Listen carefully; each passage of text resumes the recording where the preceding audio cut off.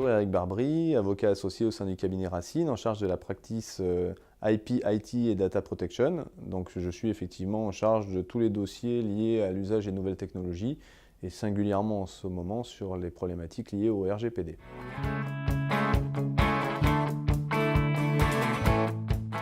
Alors les principaux impacts du RGPD pour les DIRCOM en fait sont de deux catégories très différentes.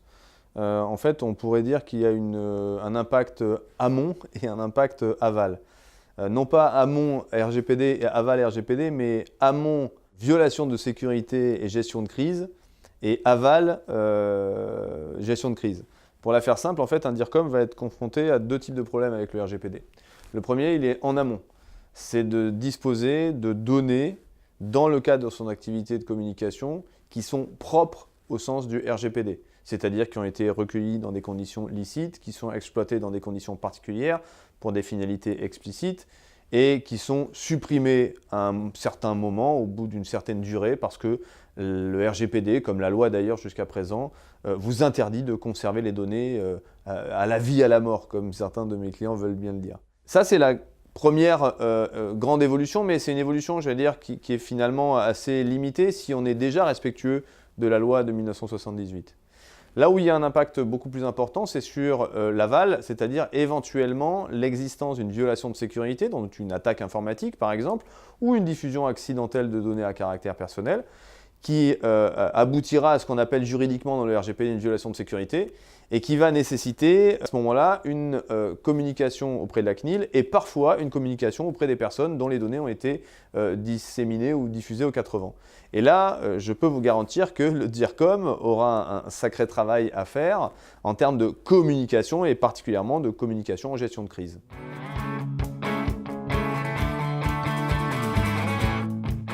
Alors, le RGPD pour les DIRCOM, est-il une menace ou une opportunité? J'allais dire malheureusement les deux. Alors, c'est un peu souvent facile à dire, mais en l'espèce, c'est vraiment le sujet. C'est nécessairement une menace. Pourquoi? Parce que le RGPD est un texte réglementaire qui impose une conformité et qui, en cas de non-conformité, déroule une batterie de sanctions.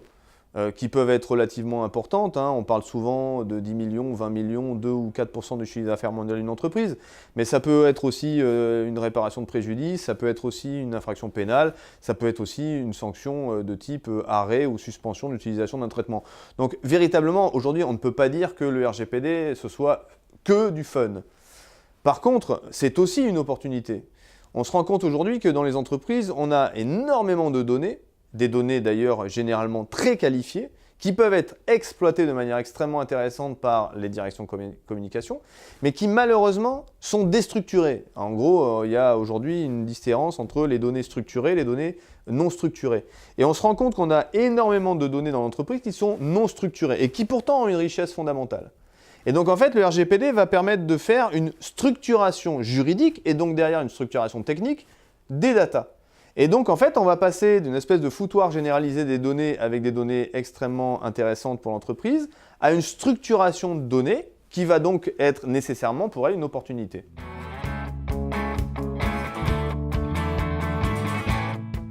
Alors, avec le RGPD, quelles sont les zones de risque? J'allais dire tout le RGPD.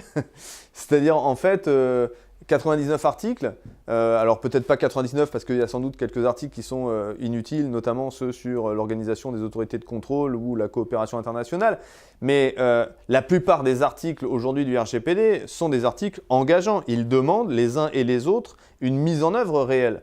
Donc finalement, à la fois le RGPD est une opportunité d'avoir des meilleures datas ou des datas plus propres, mais en même temps, c'est un exercice, un genre de parcours du combattant, où pour chaque article du RGPD, il va falloir vérifier qu'effectivement on a mis en œuvre la solution adaptée.